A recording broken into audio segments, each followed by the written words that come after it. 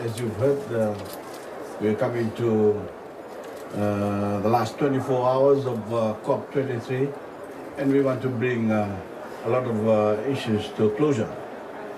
And so we still have negotiations going on, and one of them is, of course, loss and damage.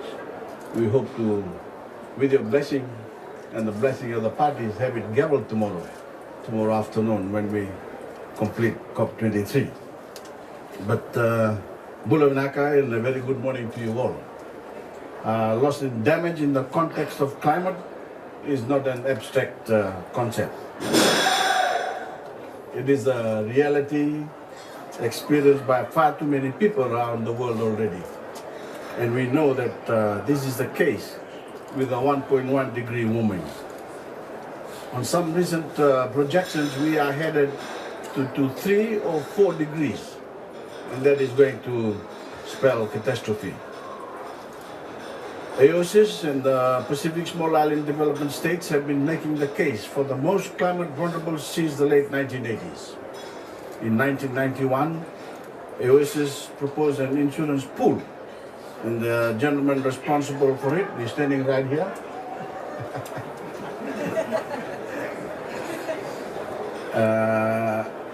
Proposed an insurance pool to cover the cost of loss and damage. And this week, at last, an insurance mechanism was launched that will finally provide better access to more affordable insurance for those who need it most.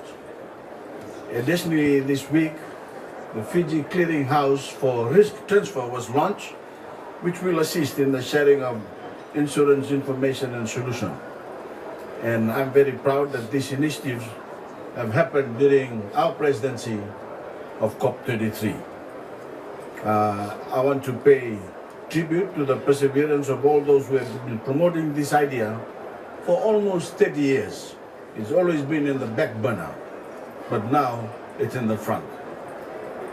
Excellencies, ladies and gentlemen, this change is necessary because the current global insurance system does not work well enough for the poor and the vulnerable.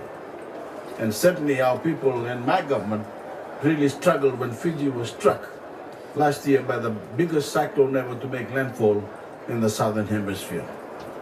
As most of you know, Cyclone Winston killed 44 of our loved ones, destroyed many thousands of homes, and schools and health centers, and caused losses amounting to 30% of our GDP.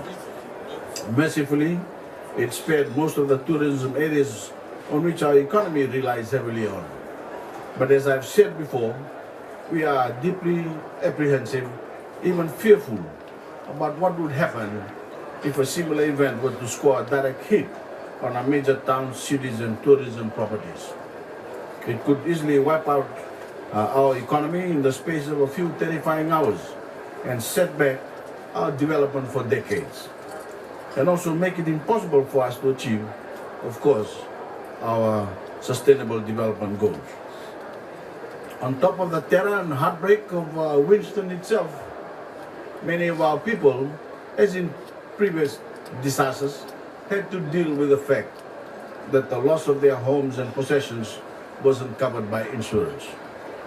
They effectively had to start their lives again with no financial means. And while my government, in the case of Winston, responded quickly with the Help for Home initiative to assist our people to rebuild, we cannot always replicate such assistance each time a climatic event occurs.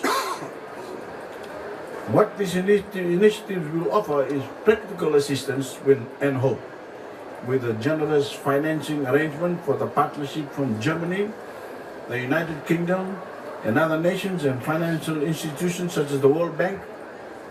Climate vulnerable people throughout the world at least have an avenue to bounce back more quickly. It is a huge leap forward, and we are delighted at the level of cooperation between government, international institutions, private sector insurance, academia and civil society organizations that has made this possible.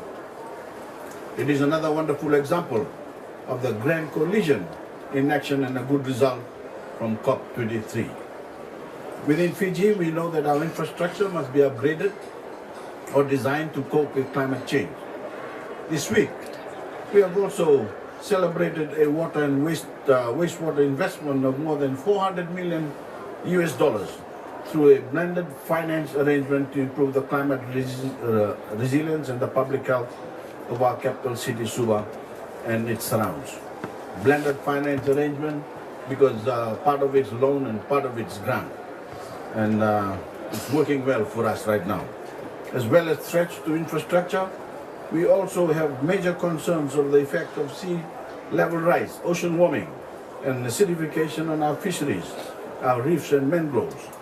And this is already affecting our coastal communities and is obviously a threat to the future of our tourism industry if we don't solve this problem now.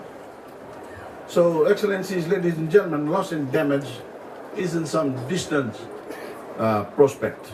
It is a grave and present reality. The issue is, the issue as I have is what we do about it. And as COP President, I'm aware of the responsibility of maintaining the dialogue between parties, which I'm told is now going to be called the Suva Dialogue, to maintain focus on this issue and get to grips with its impact.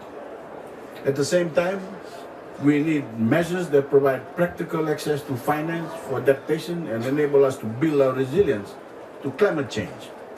It was one of my main motivations for taking on this role.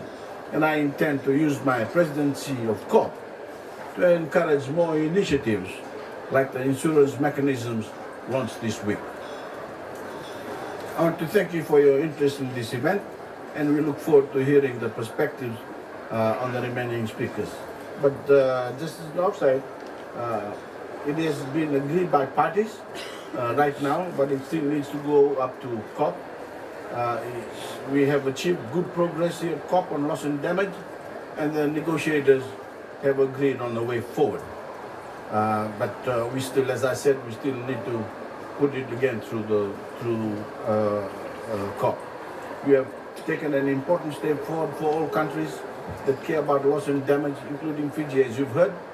In G77, while we were in our presidency of G77, we brought it to the table again, and this is where it is at right now, in COP23, and we hope that I will have it gaveled tomorrow afternoon when we finish COP. Thank you, ladies and gentlemen. God bless you all. We are Maldives to respond to comment. Angela Burnett, I'm joining you from the Virgin Islands, and I am a survivor of both Hurricane Alma and Hurricane Maria, two Category 5 hurricanes that hit us just 2 weeks apart and that have entirely devastated my country. And so I entirely empathize with the experience of Fiji last year, and I want to thank you, Mr. President, for your very strong leadership on the important issue of loss and damage. I would like to answer to the questions about the proposal of loss and damage in this COP.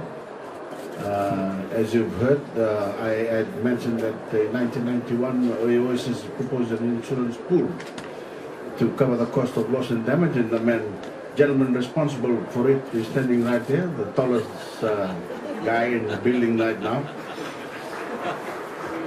And I also mentioned that in this week at last, an insurance mechanism was launched that will finally provide better access to more affordable insurance for those who need it most. I want to tell you that this is one of the most important but most complicated subject in the negotiations. We have made very strong progress here, agreeing to strengthen the WIM and creating the Suva expert dialogue. There will be dialogue and dialogue and dialogue, but first, as I said, we have to gavel it tomorrow afternoon, with your blessing, of course.